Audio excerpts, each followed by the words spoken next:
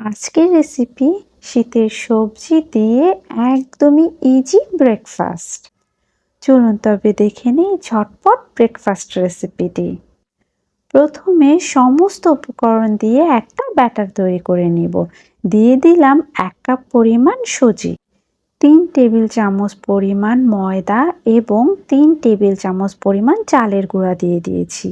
এবার দিব half cup পরিমাণ টমেটো কুচি এবং হাফ কাপ পরিমাণ গাজর একটু গ্রেটারে গ্রেট করে তারপরে ব্যবহার করছি।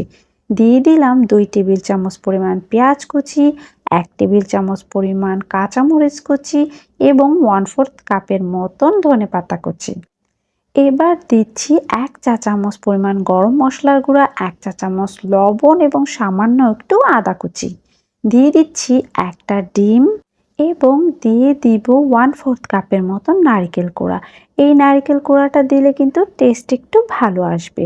আমি কিন্তু এখানে 1 চামচ পরিমাণ চিনিও ব্যবহার করেছি, তাতে করে টেস্টটা আরও ভালো আসবে। কিছু মিশিয়ে নেব। এবার অল্প অল্প পানি দিয়ে একটা ব্যাটার তৈরি করব। কালারের জন্য সামান্য একটু হলুদের গুঁড়া দিলাম, তাতে করে দেখতে একটু ভালো লাগবে। অল্প অল্প পানি দিয়ে আমি একটা ব্যাটার তৈরি করে নিয়েছি। ব্যাটারটা কিন্তু খুব বেশি ঘনও না, খুব বেশি পাতলাও না। তো আমাদের ব্যাটার রেডি। এবার চলে যাচ্ছি নেক্সট স্টেপ। চুলায় একটা প্যান গরম করে সামান্য একটু ঘি ব্রাশ করে দিয়েছি। এবার দিয়ে দিব 1 চামচ পরিমাণ ব্যাটার। ব্যাটারটা দিয়ে একটা রুটি শেপ করে নিচ্ছি। স্ক্রিনে দেখলেই হয়তোবা বুঝতে পারছেন। এবার আমরা ঢাকনাটা দিয়ে 1 থেকে 1.5 মিনিট অপেক্ষা করব। 1 থেকে 1.5 মিনিট পরে দেখা যাবে আমাদের রুটিটা কিন্তু একদম রেডি। এই অবস্থাতে চাইলে আপনারা খেয়ে নিতে পারেন, তবে আমি আরেকটু টেস্ট বাড়ানোর জন্য করে নিচ্ছি নেক্সট স্টেপ। ঢাকনাটা দিয়ে 30 সেকেন্ড অপর পাশটাও ভেজে নিয়েছি। এবার উল্টিয়ে পাল্টিয়ে এইবার আমি সামান্য একটু ঘি ব্রাশ করে দিয়েছি ওপরটাতে।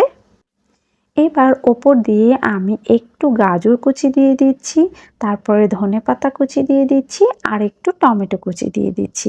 এগুলো দিলে দেখতেও ভালো লাগবে, খেতেও কিন্তু ভালো লাগবে। আর সবার লাস্টে দিয়ে দিব মোজারেলা চিজ একটু গ্রেটারে গ্রেট করে তারপরে দিয়ে দিচ্ছি। এবার আবারও আমরা ঢাকনাটা দিয়ে অপেক্ষা করব 30 সেকেন্ড। 30 সেকেন্ড পর দেখা যাবে আমাদের চিজটা গলে গেছে আর আমাদের নাস্তা কিন্তু একদম রেডি। দেখতেই পাচ্ছেন এটা কতটা লোভনীয় হয়েছে, খেতেও মাশাআল্লাহ অনেক টেস্টি হয়েছে। সব কিছু রেডি থাকলে মাত্র 10 মিনিটেই এই নাস্তাটা তৈরি করে ফেলতে পারবেন। রুটি বেলার ঝামেলা এড়িয়ে এভাবে কিন্তু ঝটপট নাস্তা তৈরি করে নিতে পারবেন। খেতে কিন্তু অনেক অনেক বেশি মজা হয়ে থাকে। ব্যাস, আমাদের সবগুলো নাস্তা কিন্তু একদম রেডি।